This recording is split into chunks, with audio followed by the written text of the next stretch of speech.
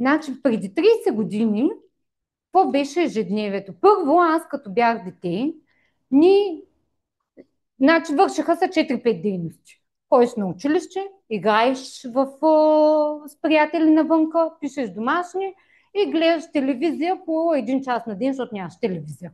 Нали, имаше един час гледахте Костенурските нинджа, гледах аз. Един час имаше детски филми на ден. Това е, представете си, като информация, ти какво преживяваш. Седиш навънка, играеш с приятели, търсиш го, мислиш той къде се е скрил, нали? Това е, сега гледаме информацията, представете се като една вълна, която се движи през нашето подсъзнание. Какво става с днешните деца? И това ще го обърнем после към възрастните хора. Те се събуждат и гледат телевизия. Гледат телефони, социални мрежи, играят PlayStation, там всякакви тъпочи, говорят по телефона постоянно, нали, правят дори в училище, ползват школо, ползват там всичките неща, деци ползват, класрум, моите деца ползват, учат се, нали, и така нататък. Това всичкото като информация, си го представете спрямо това, дето ви го казах в нашото детство, дето всички сме го правили. Значи, огромна информация.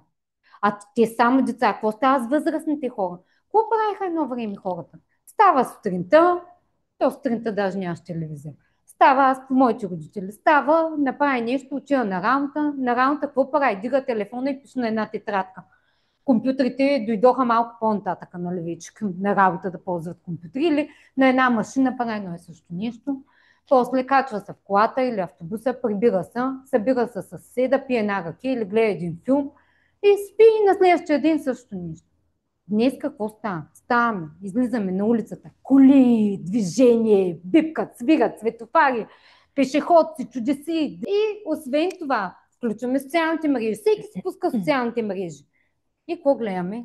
Върши социалните мрежи, уж да се разсеещи 15 000 убити, смъртни случаи, катастрофи, не знам какво си, пускаш телевизора, гледаш новини, пък на работа, там пък компютри, интернет. Това, което сме го живяли преди и това, което го живеем сега, и това е валидно и за децата. В момента, всяка секунда, подсъзнанието ни обработва 1 гигабайт и половина информация. Всяка секунда обработва един средно голям филм. Всяка секунда. Това е причината да сме толкова стресирани. Защото от ония живот до преди 30 години, това е нашия съзнателен живот, който съзнателно сме го живяли до преди 30 години, в който подсъзнанието ни обработва усилно 1/3 от тази информация. В момента на него му е необходимо, наложило му се, заради еволюцията на всичко, което живеем, да, му се е наложило да обработва огромно количество информация и всъщност тая еволюция в момента, която трябва пък ние да направим със себе си, да научим подсъзнанието ни да живее спокойно.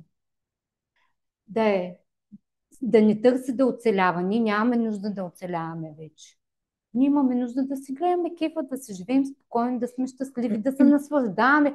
По дяволите, ние имаме какво да ядем, имаме къде да спим, имаме домове всички, имаме деца да са ни живи и здрави, които имаме, всички май имаме.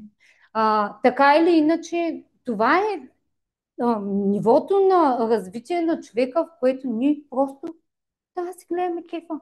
Имаме работа, все ще изкараме пари да се нахраним, да си платим сметките. Мога да не си купим скъпи обувки, нали, или нещо друго, или да построиме къща за гости с 20 стаи, но все ще живеем спокойно.